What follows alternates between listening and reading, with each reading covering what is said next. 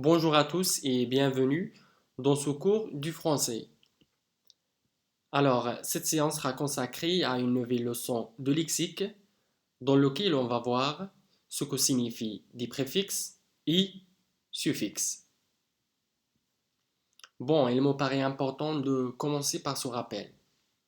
Alors, à partir d'un mot de base que l'on appelle radical, on peut former d'autres mots à l'aide de préfixes et de suffixes. Donc les préfixes et suffixes sont des morceaux de lettres qu'on peut ajouter à certains mots pour former d'autres mots. Par exemple, avec le mot ville, on peut former un autre mot qui est village. Village.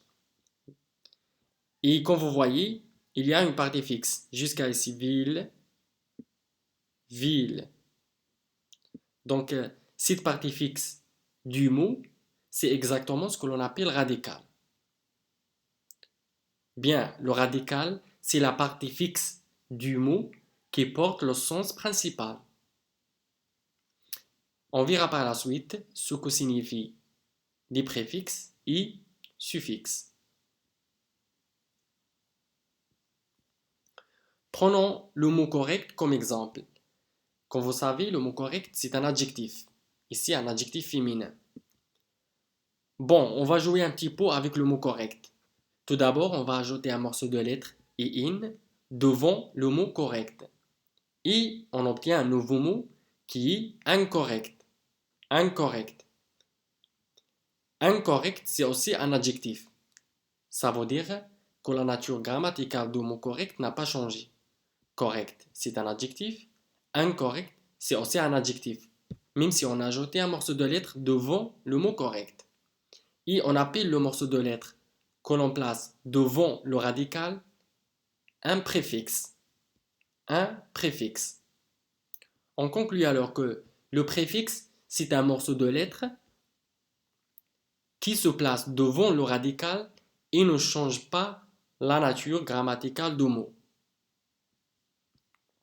Restons avec le mot correct, mais cette fois-ci, on va ajouter un morceau de lettre M-O-N-T derrière le mot correct. Ça veut dire après le mot correct.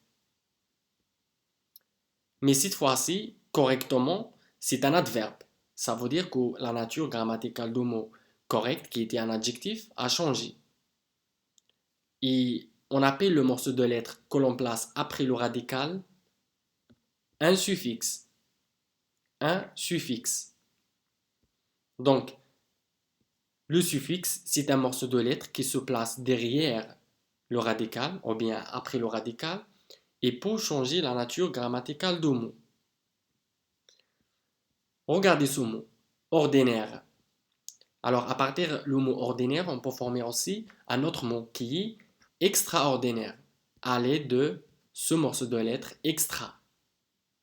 Eh bien, comment appelle-t-on le morceau de lettre que l'on place devant le radical? On l'appelle un préfixe. Souvenez-vous que le préfixe, c'est un morceau de lettre que l'on place devant le radical. Regardez le mot rapide. À partir du mot rapide, on peut former un autre mot qui est rapidement, à l'aide de ce morceau de lettre que l'on a placé derrière le mot rapide. Et comment appelle-t-on le morceau de lettre que l'on place derrière le radical? On l'appelle un suffixe. Bon, récapitulons. Les préfixes se placent devant le radical, avant le radical, et ne changent pas la nature grammaticale des mots. Comme par exemple, pluie qui est un nom, on peut aussi former un autre mot, parapluie, qui est aussi un nom, à l'aide de préfixe para. Parfait qui est un adjectif, imparfait c'est aussi un adjectif, même si on a ajouté un préfixe im. Le verbe voir et le verbe revoir. Ici, le préfixe est ro. Alors que les suffixes se placent après le radical et selon le suffixe, les mots peuvent changer de nature grammaticale. Par exemple, l'adjectif rapide et l'adverbe rapidement. Ici, le suffixe MONT. La nature grammaticale a changé. Rapide, c'est un adjectif, rapidement est un adverbe. Peur, qui est un nom, peureux, c'est un adjectif, avec le suffixe E. Ville, un nom. Village, c'est aussi un nom. Malgré, on a ajouté un suffixe âge. Donc la nature grammaticale, cette fois-ci, avec cet exemple, n'a pas changé. Ville, c'est un nom. Village, c'est aussi un nom. Bien, voici une liste des préfixes les plus fréquents, à savoir et im, etc. Parce qu'il y en a beaucoup d'autres. Et la liste des suffixes les plus courants, mont pour l'adverbe, âge, is, aurait pour les noms, able, ible, etc. pour les adjectifs. Il faut aussi noter bien que parfois un seul radical peut avoir un préfixe et un suffixe en même temps, comme par exemple incomparable, le préfixe i et in, le suffixe si, able. Ou bien un seul radical peut avoir deux préfixes en même temps. Les préfixes sont re, i, di, redéfaire. Ou bien un seul radical peut avoir deux suffixes en même temps, comme paisiblement. Les suffixes sont ible et mont de l'adverbe. Et il arrive parfois qu'un seul radical peut avoir plus, comme donne anticonstitutionnellement. Anticonstitutionnellement. Alors, le préfixe ici, c'est anti. Et les deux suffixes sont l, i, mont. Bon, exerçons-nous un peu avec quelques exemples de préfixes. Alors, les préfixes in, im, il et ir, qui servent à former le contraire du sens. Ça veut dire l'antonème du mot.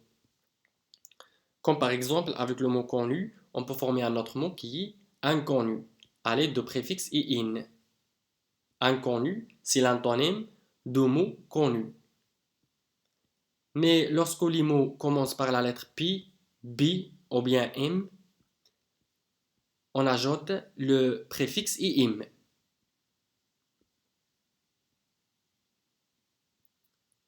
Lorsque les mots commencent par la lettre L, on ajoute le préfixe il. Par exemple, légal, lisible. Leurs antonymes sont illégal, illisible. Et lorsque les mots commencent par la lettre R, alors on ajoute le préfixe ir.